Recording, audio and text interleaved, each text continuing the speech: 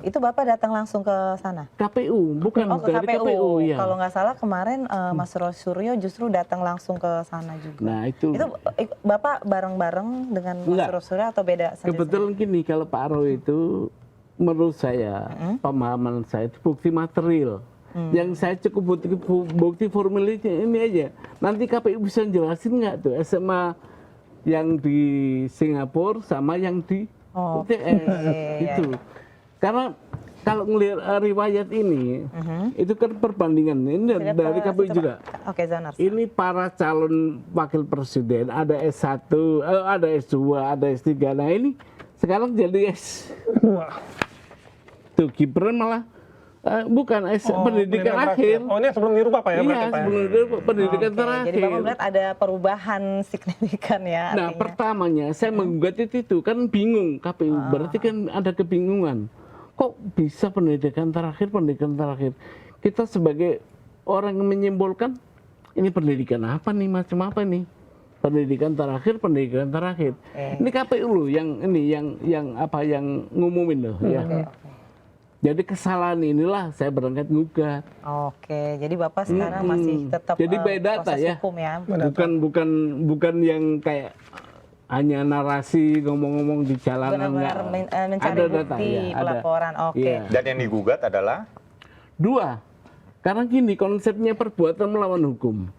Kalau hanya Gibran aja nggak terjadi. Tapi di ACC oleh KPU maka jadi dia wakil dan terpilih. Maka saya gugat perbuatan melawan hukum, bukan pemilu. Gini, saya supaya kelihatan, bukan kelihatan, memang harus adil nih. Ya. Karena di pengadilan kan, sebelum saya gugat Gibran, saya udah berkali-kali saya gugat Anies Rashid Baswedan. Karena apa? Dia saya persoalkan kewarganegaraannya. Sudah ada hasil? Itulah hakim selalu bilang nggak berwenang mengadili, jadi repot. Oke. Tapi saya punya keyakinan bahwa dia memang bukan WNI. Oke, mungkin Saya punya bukti juga, gitu loh. Apakah 2 kewarganegaraan atau 1 Pak berarti Pak? Karena kan nggak mungkin Pak. Kalau datanya nggak punya malahan. Sudah jelas kan kalau calon presiden itu harus warga negara Indonesia. Warga negara Indonesia sejak kelahirannya. Nah, saya punya bukti. Itu diurus mendapat keterangan dari Dirjen AHU itu tahun 2023. Pada saat saya gugat juga. Jadi Bapak ini memang sangat ini Jadi ya, kritis banget ya Pak, semua digugat. Jeli Pak Suban ini jeli. Semua pejabat ya. dilihat administrasinya ya Pak ya. Nah, makanya sebenarnya gini, gugatan saya baik kepada Anies maupun kepada Mas Gibran ini adalah kesimpulan. Oke. Kesimpulan dari analisa hukum saya. Sampai kalau kesimpulan saya aja kan sifatnya hanya kesimpulan, nggak berkekuatan hukum. Ya. Maka saya ke pengadilan supaya kesimpulan saya ini vonis. Ya. Kalau divonis kan ada kekuatan hukum. Gitu. Jadi memperkuat nggak hanya hipotesis opini ya, Oke, nggak siap, hanya siap. hasil penelitian Oke, itu. sekarang- Latar belakangnya itu. Ya. Oke, sekarang saya ke Pak Dede lagi nih. Ini kan baru ya kita lihat setelah Jokowi belum kelar nih isu ijazahnya, sekarang sudah ke Mas Gibran. Nah, gimana PSI melihat hal ini? Apakah memang ini sesuatu yang memang menuntut transparansi, sesuatu yang wajar, atau seperti apa? ya kami pikir Pak Suban ini hanya sedang mengeksersis hak legalnya. Dan ini sah-sah saja. Sah-sah saja. Dan ini jauh berbeda dengan apa yang dilakukan oleh Mas Roy Suryo. Oke. Gitu. Tadi saya terus terang saja ya, kalau bukan karena pernah kita satu frame bareng di TV, saya nggak pernah mengenal Pak Suban. Iya, memang saya juga belum bilang.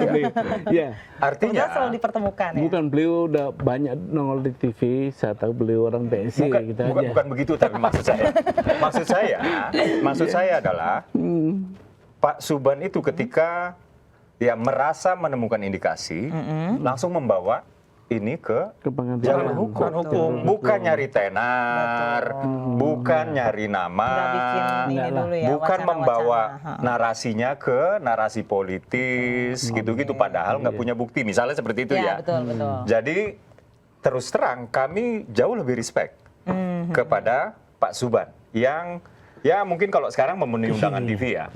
Tapi kami melihatnya Pak Suban ini nggak koar-koar. Langsung ke lembaganya Langsung terkait. ke Menggugat, langsung real ya, jalur hukum. Dan itu adalah hak semua warga negara, kita harus fair. Iya, Betul.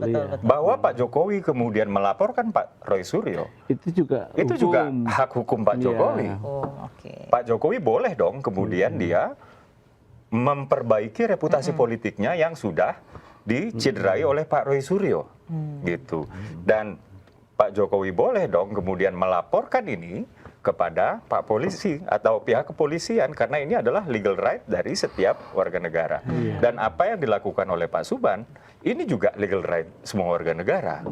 Dan bukan dalam konteks nyari nama, bukan dalam konteks setelah dapat nama nanti ada bohir yang nyamperin. Ada bensin yang turun gitu Bang ya? Iya, bensinnya turun. Bensin tadi kita lagi ngomongin bensin. Iya, jadi balik lagi ke bensin nih, Pit. Jadi Balik lagi ke bensin, kan kita lihat prosesnya ya. Kita lihat prosesnya.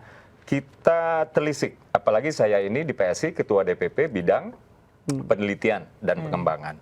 Saya sudah melihat bahwa Pak Roy Suryo itu sudah berkoar-koar di media sejak tahun 2024. Akhir. Ya, lalu kemudian sampai dengan hari ini kita sudah memasuki serangkaian proses hukum ya.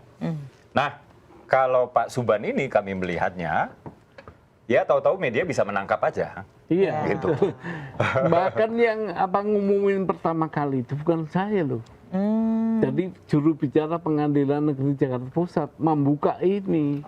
Saya juga bingung waktu kok bisa begini jadinya. Kalau Pak Suban sendiri yang Bapak harapkan dari pemerintah sendiri apa nih terkait dengan gugatan ini? Nah, Pak Suban ada ketakutan juga nggak nih nanti di Roy Suryokan gitu? Mudah-mudahan enggak, karena ini jalur hukum. Saya enggak membawa ini kepada pengasung kemana-mana enggak. Dan saya juga tidak pernah mendengar Pak Suban memakai narasi si anu pembohong, bangsa ini telah ditipu. Kalau saya ini nggak pernah bilang juga bahwa ini ijazahnya palsu atau enggak, tapi tidak memenuhi syarat undang-undang, hanya itu aja. Mau palsu mau enggak, tapi nggak memenuhi syarat gitu loh. Tapi saya nggak bilang palsu atau tidak ada atau apa. Tapi pendidikannya yang begini menurut undang-undang pemilu nggak terpenuhi, itu aja. Mungkin bisa di-spill ulang nih alasan utama Pak Suban membawa persoalan ini ke ranah hukum itu apa tujuannya? Iya, kita ini negara hukum. Maka semua kegiatan baik bernegara atau cara menata masyarakat atau warga negara ya dengan hukum. Itu aja. Saya pengen negara hukum saya ini, kita semua ini clear gitu tertib. Makanya yang saya gugat bukan hanya Mas Gibran. Jadi saya juga tak jelasin kemana-mana bahwa kita mau punya presiden itu orang nomor 1 atau wakil presiden orang nomor 2. Syaratnya harus terpenuhi yang dibuat undang-undang itu. Pertama ada kewarganegaraan, ada pendidikan, ada kesehatan. Nah itu kebetulan semua itu syarat subjektif yang melekat kepada dirinya. Maka saya teliti itu. Pertama kewarganegaraannya, oke nggak nih? Oh, dapat indikasi. Maka saya gugat. Oh, dalam pendidikan Mas Gibran kena nih. Ya, saya gugat aja gitu loh. Kalau ijazah Artesani Bang udah dicek Bang belum nih Bang? Nah, saya nggak ikut. Itu nggak ikut. Karena kan udah tunjukkan Bang. Nah, menariknya lagi tuh, Benny Kaharman tuh anggota politikus Demokrat itu menyinggung Bang masalah ijazah Artesani dengan ijazahnya Pak Jokowi ini gimana Bang? Bahasa politisi lah, saya nggak ikut-ikut lah tuh. Jadi ijazah kemana-mana ya. Iya, begini. Gitu ya, jadi nggak mungkin nggak pakai bensin.